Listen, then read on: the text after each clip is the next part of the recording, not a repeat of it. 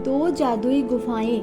गोपालपुरी नामक गांव में सोनिया और सुमन नाम की दो सहेलियां रहती थी।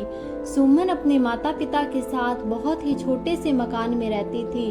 वहीं सोनिया बहुत बड़े घर में रहती थी। वो बहुत अमीर थी। सुमन बहुत ही अच्छी और ईमानदार लड़की थी। सोनिया बहुत ही घमंडी और लालची थी, परंतु फिर भी वे दोनों बहुत ही अच्छे दोस्त थे। सोनिया सुमन से कहती है कि हमारे गांव के बाहर वाले जंगल में कोई गुफा है और मैंने सुना है जो कोई भी उस गुफा में जाता है वो लौटकर वापस नहीं आता। सुमन, ये सब कहने की बातें हैं, ऐसा कुछ भी नहीं है। चलो आज हम उस गुफा के पास घूमने जाते हैं। तो सोनिया कहती है, अच्छा तुम कहती हो तो चलते हैं। फिर अगले दिन सुबह सुबह सोनिया और सुमन उस गुफा की ओर घूमने चल पड़ते हैं।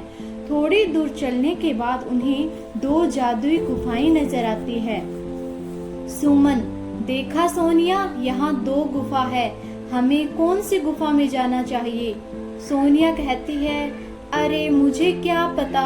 सुमन और सोनिया दोनों ये सोच ही रही थी कि कौन सी गुफा में जाएं, तभी वहाँ एक परी प्रकट हुई और कहती है, मेरे इस जादुई जंगल में तुम दोनों का स्वागत है और जैसे कि तुम देख सकती हो तुम्हारे सामने दो गुफा है।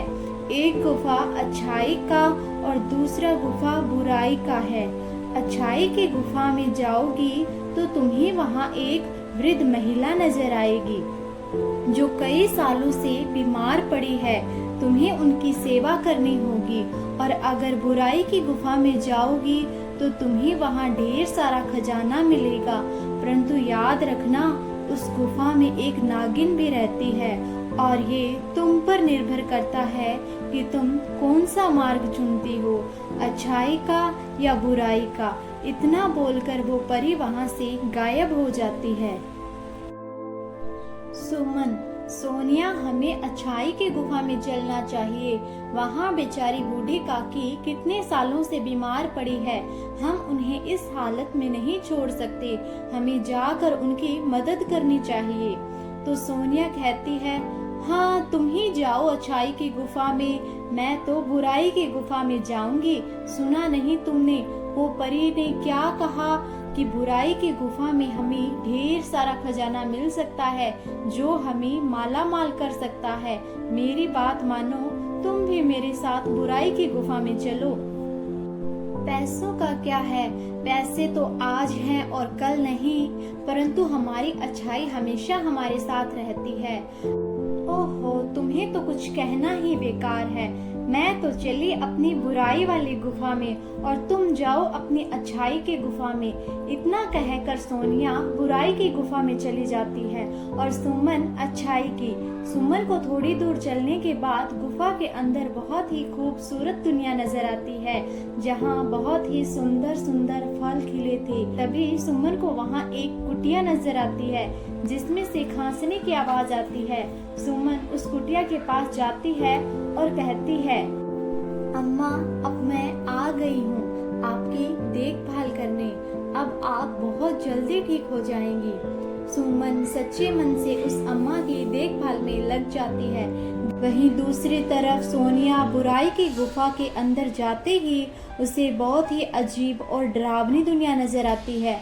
उसे बहुत ही डरावनी आवाजें सुनाई देती है। सोनिया खजाने के लालच में आगे बढ़ती रहती है। सुबह से शाम हो जाती है। उस परी ने कहा था कि यहाँ खजाना है, पर मुझे दूर दूर तक कोई खजाना नजर नहीं आ रहा। भूख से मेरी जान जा रही है। फिर थोड़ी और आगे चलने पर सोनिया को कुछ चमकती हुई चीज दिखाई देती है। सोनिया, अरे वाह, मिल गया खजाना। अब मैं जल्दी से उस खजाने के पास जाती हूँ और सारा खजाना ले लेती हूँ और फिर मैं बन जाऊंगी अमीर। ये सोचकर सोनिया खजाना लेने आगे बढ़ती है। सुमन तो पागल है जो अच्छाई की गुफा में चली गई। अगर वो मेरे साथ बुराई की इस गुफा में आती तो उसे भी इतना सारा खजाना मिलता, पर कोई बात नहीं, अब ये सारा खजाना अकेले मेरा है। ये सोचकर सोनिया जैसे ही खजाने को हाथ लगाती है वो गायब हो जाता है। सोनिया अरे ये क्या, मेरे हाथ में क्यों नहीं आ रहा। इसी प्रकार सोनिया जैसे ही खजाने को लेने के लिए खजाना गायब हो जाता और अगर हाथ पीछे करती तो खजाना वापस आ जाता। सोनिया, अरे ये क्या हो रहा है मेरे साथ। तभी वहाँ एक नागिन प्रकट होती है और कहती है, लालची लड़की, अब तेरा लालच ही तुझे ले डूबेगा। अब तू यहाँ से जिंदा बचकर नहीं जाएगी। मेरा भोजन बनने के लिए तैयार हो जा। मैं कई सालों से भूखी हूँ और आज जी भर कर तुझे खाऊंगी। सोनिया, नहीं, मुझे छोड़ दो, मुझे जाने दो, मुझे कोई खजाना नहीं चाहिए, कृपया करके मुझे छोड़ दो। नागिन सोनिया को वहीं डस लेती है और सोनिया चूहे में बदल जाती है। नागिन, जो भी बुराई की गुफा में आएगा उसका यही हाल होगा। दूसरी तरफ सुमन सच्चे दिल से उस अम्मा की देखभाल में लगी हुई थी। सुमन, अम्मा ये काढ़ा पी लो, इससे आप बहुत जल्दी ठीक हो जाएंगी। इतना बोलकर वो बुढ़ी अम्मा एक परी में बदल जाती है। परी, सुमन, मैं तुम्हारी परीक्षा ले रही थी और तुम उस परीक्षा में खरी उतरी हो और मैं तुम्हारे श्रद्धा भाव से बहुत प्रसन्न हुई हूँ और इसीलिए मैं तुम्हें कुछ देना चाहती हूँ। फिर परी सुमन को बहुत सारा खजाना देती है। सुमन परी का धन्यवाद देकर वो खजाना लेकर उस गुफा से बाहर आ जाती है। गुफा से बाहर आने पर उसे पता चलता है कि उसकी सहेली सोनिया को एक नागिन ने डस लिया है और वो वही गुफा के अंदर चूहा बन गई है। इस बात का सुमन को बहुत ही अफसोस होता है। सुमन, काश सोनिया तुम्हें मेरे साथ अच्छाई के रास्ते पर चली होती तो तुम आज मेरे साथ होती। तभी वहाँ सोनिया चूहे के रूप में आती है और कहती है, सुमन, तुम बिल्कुल सही कह रही हो। खजाने के लालच ने मुझे अंधा कर दिया था, जिस कारण मैं बुराई के गुफा में जाने के लिए मजबूर हो गई।